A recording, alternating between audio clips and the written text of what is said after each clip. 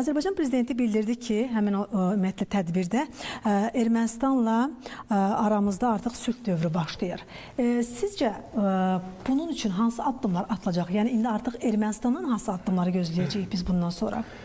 Əvvəla ondan başlayayım ki, Azərbaycan Respublikasının prezidenti Cənab İlham Əliyevin Qazaxıstan Respublikasının paytaxtı Astana şəhərinə dövlət səfəri reallaşır və bütün səfərlərin ən yüksəyi təbii ki, dövlət səfəridir. Və həm də bu siyasi əlaqələrimizin yüksək səviyyəsinin ifadəsidir. Bəli. Və Azərbaycan prezidenti Cənab İlham Əliyevin də qeyd etdiyi kimi son 3 il ərzində 7 dəfə səfər edib Qazaxıstana. Şuza rəsmi dövlət səfərləri və Qazaxıstan prezidenti Cənab Tokayev də 6 dəfə Azərbaycan paytaxtında olub.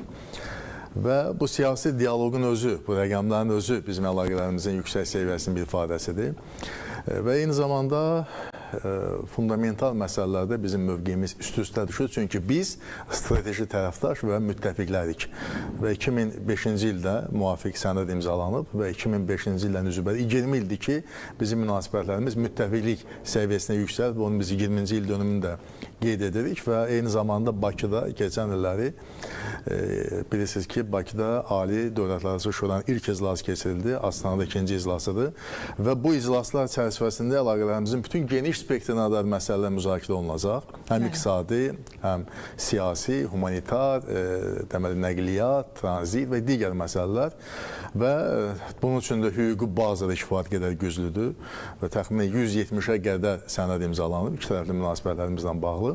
Və sevindirici hal odur ki, bu ilin iyul-avqust ayında Cənab Prezidentin Qazaxıstan mətbuatına müsahibəsində də qeyd edilər ki, 547 milyon dollarlıq bizim ticarət dövriyyəsinin səviyyəsidir.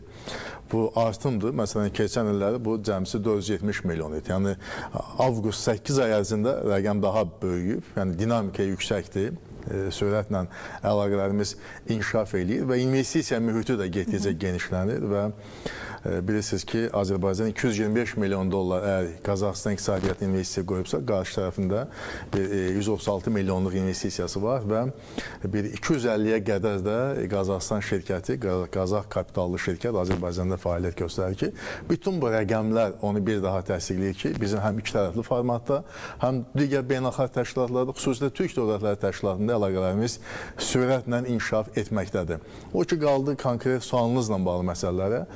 Bəli, əvvəla Azərbaycan və Ermənistan dövlət başçılarının, Azərbaycan prezidenti Cənab İlham Əliyev və Ermənistan baş naziri Nikol Paşinyanın Trumpın, ABŞ-ın prezidenti Donald Trumpın şahidliyi ilə, onun iştirakı ilə imzalanmış sənədlə razılaşmalar, xüsusilə də Azərbaycan və Ermənistan Xarici İşlər Nazirinin imzası ilə ki, sülh müqaviləsi paraflandı. Bu deməkdir ki, 17 bəndlik sülh müqaviləsində heç bir düzəliş bundan sonra ola bilməz. Və sadəcə Vaşinqtonda o sülh sənədi ona görə imzalanmadı ki, sülh müqaviləsi ona görə imzalanmadı ki, bizim Ermənistan qarşısında ən mühüm tələblərimizdən biri hələ icra olunmayıb, ona müəyyən zaman lazımdır. Konstitusiyanın dəyişdirilməsi. Konstitusiya dəyişir, Azərbaycan Yaşayış Ərazi İddiasının imtina və Paşinyan da qeyd edər ki, 7 iyunda gələn illəri ölkəsində parlament seçkiləridir. BMT kürsüsündən səsləndirdi ki, o seçkilərdə bizim qalib gələcəyimiz təqdirdə və buna bizə inanırıq. Belə olan vəziyyətdə növbəti addımımız Konstitusiyanın bağlı olacaq. Həm də Konstitusiya dəyişikliyi yox. Yeni Konstitusiyasının qəbulundan söhbət gedir. Yeni dövrə uyğun yeni Konstitusiya. Və belə olan vəziyyətdə ərazi iddiaları məsələsi də həllini tapdıqdan sonra, o geri götürüldükdən sonra bu artıq münasibətlərimizə yeni səhifədir, keyfiyyətçi yeni mərhələdir və istisna deyildir ki, 2026-cı il tarixə sülh ili kimi daxil olsun və Azərbaycan prezidenti Cənab Tokayev ilə keçirdiyi mətbuat konferansında bir daha bu məsələlər dilə gətirdi ki, bəli, bu günləri artıq iki dövlət arasında etimad mühiti formalaşır və Azərbaycan prezidenti və Ermənistan baş nazirinin birgə olduğu elə bir tədbir yoxdur ki, onların iki tərəfli formata görüş keçirilməsin. Yəni, bu artıq özü bir göstəricidir və biz inanırıq ki, doğrudan da gələn illəri sülh prosesində doğrudan da həll edici adımlar atıla bilər və regiona çoxdan gözlənilən uzun müddətli sülh gələ bilər. Aydındır.